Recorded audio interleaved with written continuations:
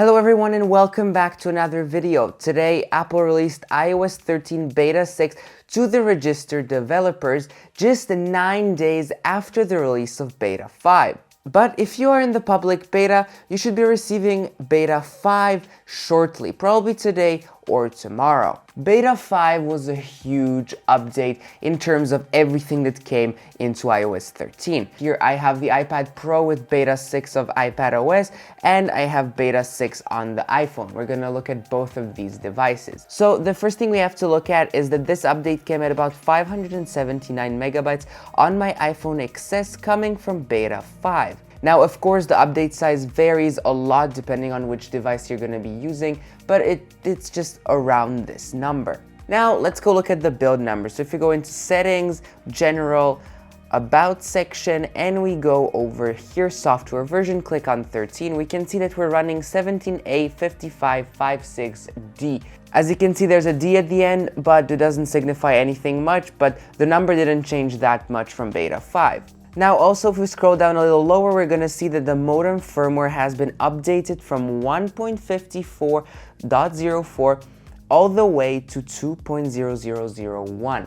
This should help massively with connectivity issues and any issues like that if you've been having any. Now, one thing that I noticed immediately as I got into my phone and started listening to some music is that the volume is actually moving way quicker than in the past. So now there's only 16 intervals, whereas in the past, in Beta 5, there were 32, so you would have more volume control than you have now. So, you know, you're listening to some cool music and you just want to bump it up a little bit, but not go double. I mean, you know, like a double interval, as there's 16 and 32 in the past.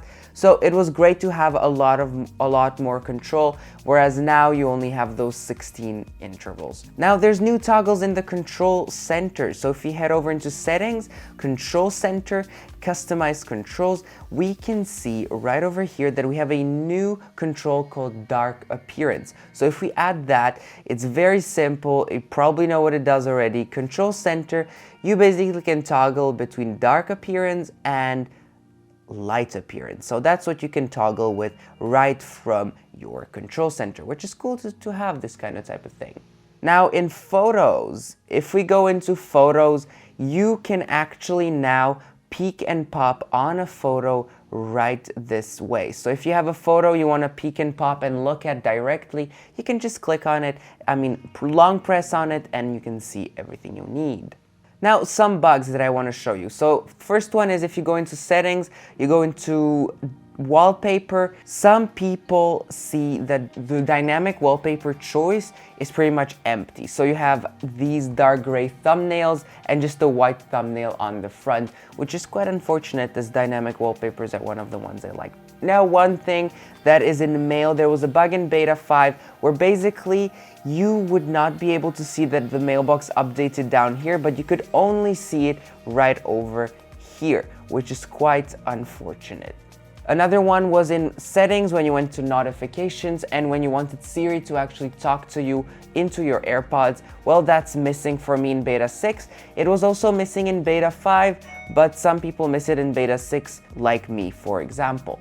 Now, the performance on Beta 5 was very good for me. I loved it. Beta 6 seems to have the same performance. It is super smooth, super fast, but of course it's early to say if I actually don't find anything wrong with it. I will be testing it a lot this week, and I'll come back with a video explaining everything about this update later on once I've had some time to play around with this update.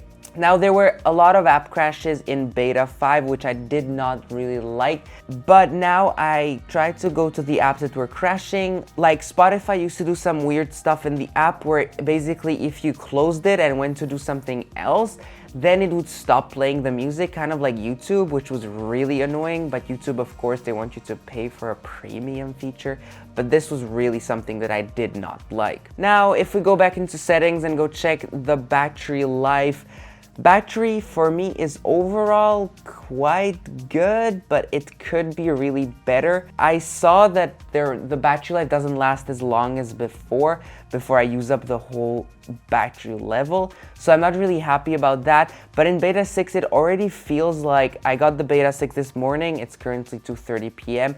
and it already feels like I have more battery than before. So maybe beta 6 fixed it, but I will be testing this and I'll let you know what I found out after a little while. Now, let's go take a look at the iPad. So this is the iPad Pro. If some of you have this, this is an excellent iPad. I love it so much. But on the iPad, there is beta 6 on this one. I really love it so much, but there isn't that much that's new actually.